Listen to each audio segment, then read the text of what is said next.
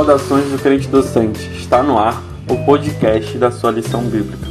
Eu sou o professor Antônio Santos e estamos estudando a revista Os Valores do Reino de Deus, a relevância do Sermão do Monte para a Igreja de Cristo, da editora CPAD. E hoje teremos a aula de lição de número 3, que tem por título Jesus, o discípulo e a lei. Gostaria de pedir a você que nos acompanha neste momento que divulgue o trabalho realizado pelo Crente Docente. Para isso, se inscreva no nosso canal, deixe o seu like e acione o sininho para ficar por dentro das nossas novidades. Eu quero agradecer primeiramente a Deus pela rica oportunidade de estar gravando essa aula. E também quero agradecer ao Crente Docente. Não posso deixar de expor o meu agradecimento ao professor Edvanei pelo convite. Quero agradecer a minha liderança, pastor Gabriel e pastor Felipe Holanda. Então eu queria convidar a vocês a fazer a leitura comigo do texto áureo, que se encontra lá em Mateus, no capítulo 5, no verso 20. Porque vos digo que, se a vossa justiça não exceder a dos escribas e fariseus, de modo nenhum entrareis no reino dos céus. Gostaria que vocês lessem também, junto comigo, a verdade prática. Os seguidores de Jesus são chamados a viver a justiça do reino de Deus. Essa justiça, baseada na nova aliança em Cristo, nasce no interior do crente e reflete no exterior da vida.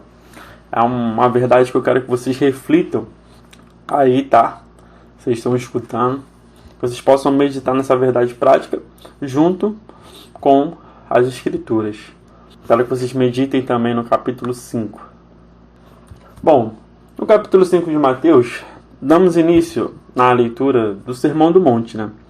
Uma leitura que se estende até o capítulo 8, onde aparece o encerramento das palavras de Jesus. E o nosso Senhor vem nos trazendo uma perspectiva do que é a justiça do seu reino. Então, vamos entender a relação de Cristo com a lei, e eu quero trazer para vocês uma macrovisão para que possamos compreender melhor o que Cristo fez por nós. Quero que vocês entendam junto comigo a construção desse raciocínio. Tá ok? Vamos entender aqui essa macrovisão, né? Eu preciso que vocês venham comigo um pouco lá atrás. A gente precisa pegar alguns pontos lá no Antigo Testamento. Vou trazer só uma pincelada, como eu falei, que é uma macrovisão, né? E não uma microvisão. Não vou estar focando nos mínimos detalhes, pois eu sei que você é uma pessoa que medita, que lê a palavra todo dia. Então eu só vou trazer uma imagem, né, para que você possa entender o que eu quero falar. A gente possa construir uma linha de pensamento. Tá, lá em Gênesis no capítulo 3, vemos a queda do homem e a consequência que isso nos trouxe.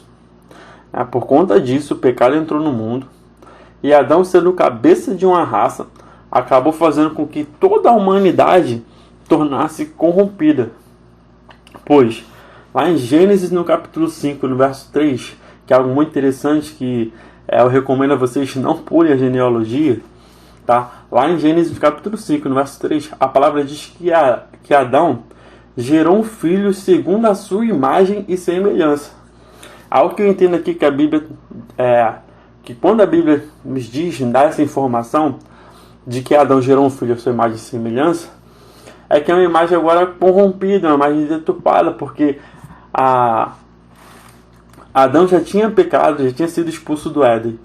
Então, ele gerou Sete segundo a imagem corrompida. A imagem já que não tinha mais aquela imagem plena, aquela imagem antes do pecado, né? Estamos falando de que Adão gerou algo após ele ter pecado. E lembra que eu falei que Adão é o cabeça de uma raça? Então, depois disso, depois de ele ter caído, a natureza humana ela se corrompeu, né? O pecado passou a habitar no mundo e com isso a morte. A gente vê lá no Gênesis capítulo 4 o caso de Caim e Abel, que vocês sabem muito bem o que aconteceu. Como eu falei, o homem já tinha sido expulso do Éden. Tá? Estou aqui só trazendo um período antes da lei para entendermos, né, que graças à falha do homem no Éden, o pecado passou a ser reproduzido em toda a humanidade, como eu já tenho dito. E eu vou aqui corroborar com 2 versículos para que vocês possam, né, para que eu possa ratificar isso que eu estou falando, lá em Romanos, no capítulo 3, no verso 23, vai dizer que porque todos pecaram e destituídos estão da glória de Deus. Salmos 51, verso 5. Sei que sou pecador desde que nasci, sim, desde me concebeu minha mãe. Temos aí, né, os 2 versículos para corroborar com isso que eu estou falando, para dar entendimento a essa macrovisão que eu estou construindo com vocês. Então agora eu quero que vocês possam entender alguma coisa, que é o seguinte: além desses 2 versículos que eu trouxe, eu quero que vocês entendam que, junto com o desenvolvimento daqui da lição, né, vocês vão entender que a lei ela tinha um caráter profético e um prazo de validade, tá? Por quê? Porque toda a lei se cumpriu em Cristo, pois em Mateus capítulo 5, verso 18, ele mesmo disse que ela seria cumprida. Mas muitos dos fariseus daquela época acreditavam que Cristo era um agitador de multidões. Mas se algo que Jesus agitou foi o mundo espiritual, nos libertando do pecado, pagando a nossa dívida. Os fariseus ficaram tão incomodados com Jesus que chegaram a suscitar falso testemunho, o que chega a ser até algo contraditório da parte deles, pois acreditavam que eram merecedores de algo, pois eram descendentes de Abraão, eles acreditavam que eram excelentes cumpridores da lei. Mas em Deuteronômio, no capítulo 19, do verso 15 ao verso 21, fala da lei das testemunhas. E a palavra diz que aquele que levantasse falso testemunho deveria ser eliminado. Aqui vemos que eram homens que estavam preocupados com suas posições e não com o relacionamento com Deus. Então temos que estar alertas quanto a isso, pois o que temos realmente nos preocupado é com o cargo que temos ou com o nosso relacionamento com Deus. Então peço que você, querido, reflita nisso, sabe? Você tem essa verdade dentro de si. O que você tem priorizado mais, sabe? Uma performance excelente ou uma vida de devoção, uma vida de dedicação? Quero que você reflita nisso. Vemos casos na Bíblia que Jesus os confrontava, né? Voltando aqui aos fariseus, que eles confrontavam, dando a eles o verdadeiro significado da lei.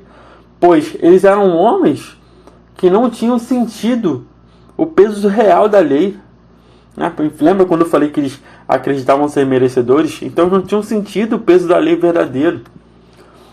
Então isso prejudicava o relacionamento deles, o caráter deles. Né? Eles colocavam fardos pesados demais nos ombros das pessoas. E isso é algo que era preocupante. Né? Aqui a gente não pode ser assim.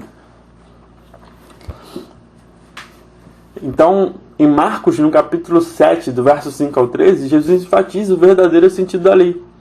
Pois com essa macrovisão que venho trazendo para vocês, conseguimos entender que a revelação lá é progressiva. Tem um ponto aqui que eu quero trazer para vocês, que eu quero que vocês meditem junto comigo, tá? Voltando aqui. Lembra que eu falei que a revelação lá é progressiva? Tá ok? Ou seja, ela parte de um ponto e vai crescendo. Tá ok? Até aqui todo mundo tá comigo, né? Então tá. Jesus cumpriu a lei. Até aqui nós estamos seguindo a nossa lição. Mas eu quero que você pense um pouco. Se Jesus não veio abrogar a lei e sim cumpri-la, então hoje não estamos debaixo de nenhuma lei? Vou te dar 2 segundos aí para você pensar. Caso você tenha dito que não estamos debaixo de nenhuma lei, eu vou discordar de você. Eu gostaria que você fosse comigo em Hebreus capítulo 7, no verso 12. Vai dizer o seguinte: certo é que, quando há mudança de sacerdócio, é necessário que haja mudança da lei.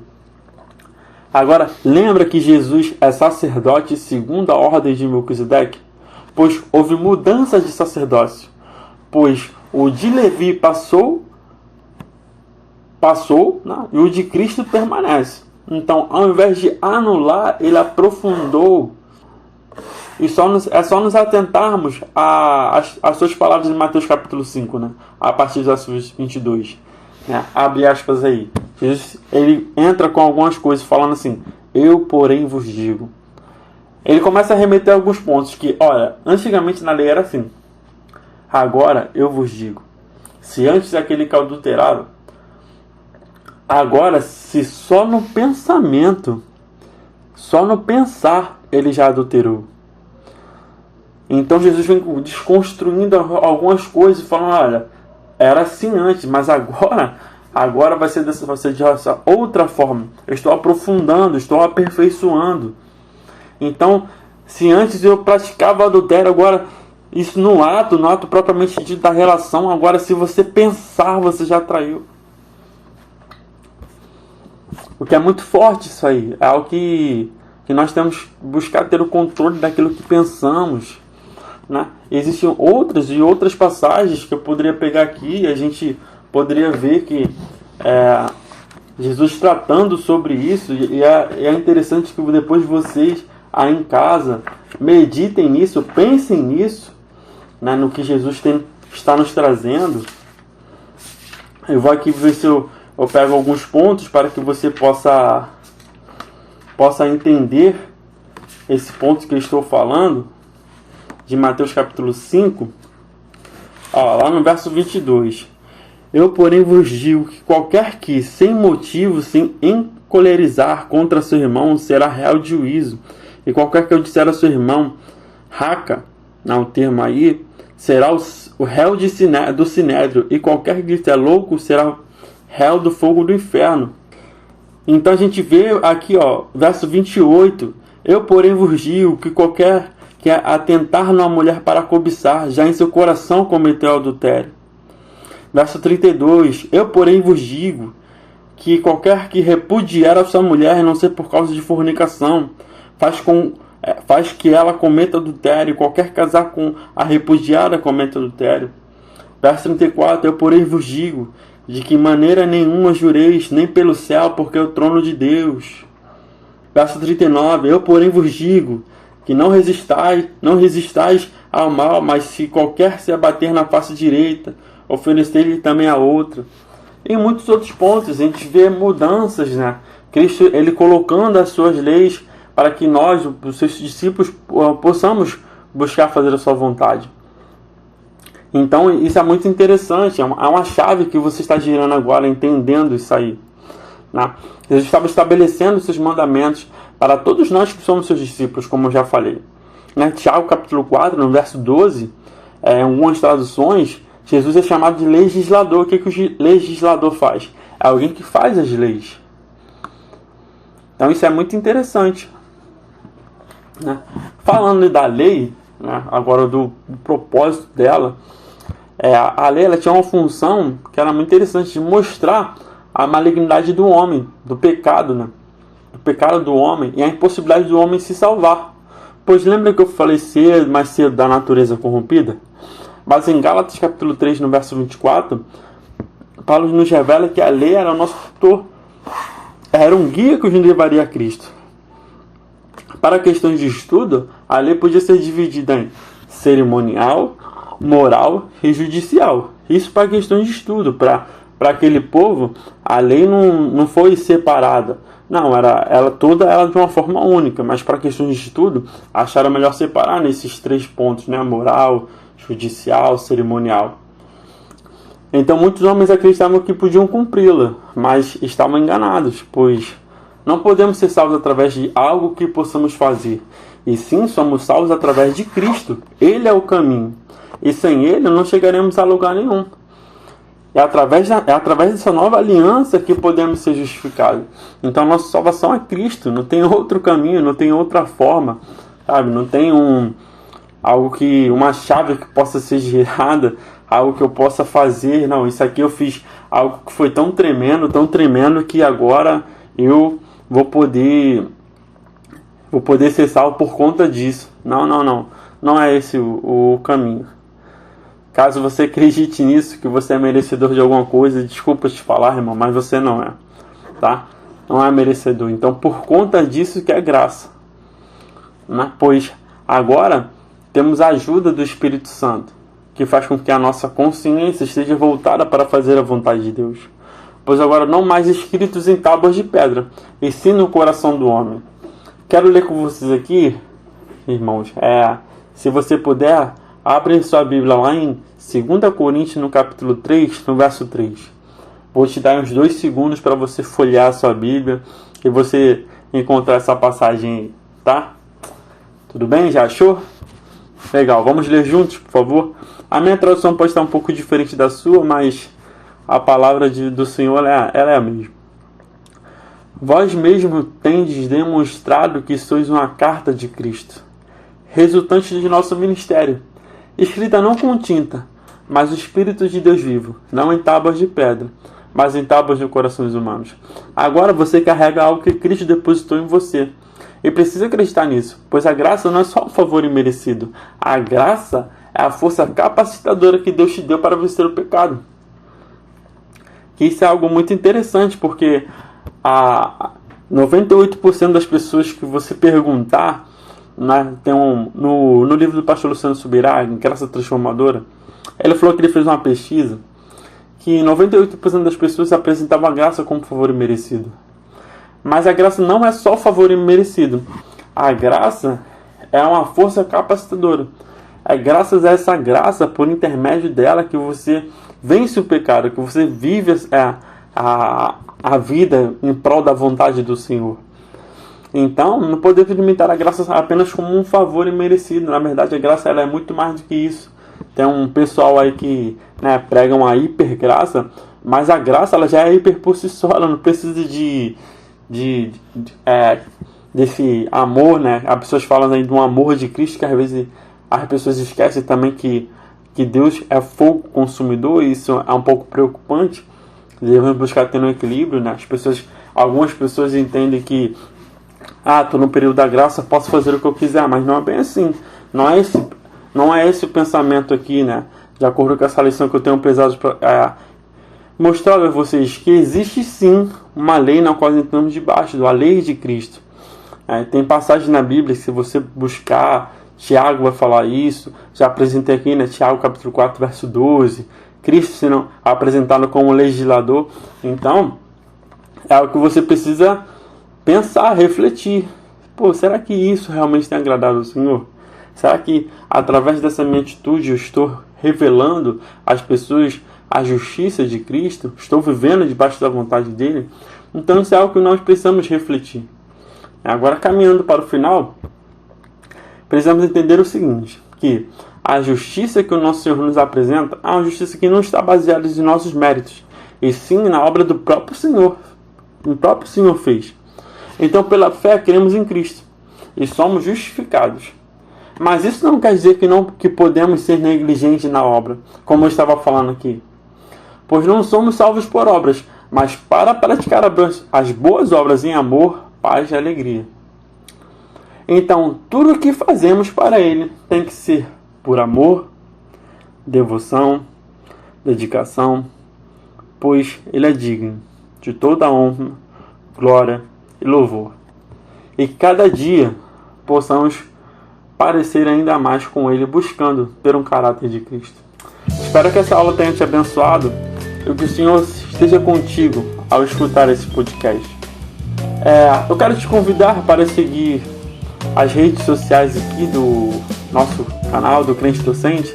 O Instagram é @crentedocente, tá? No Facebook temos um endereço que é facebook.com/crentedocente. E eu te peço para que você ative as notificações no canal do Crente Docente no YouTube. Te agradeço, fica com Deus, até a próxima.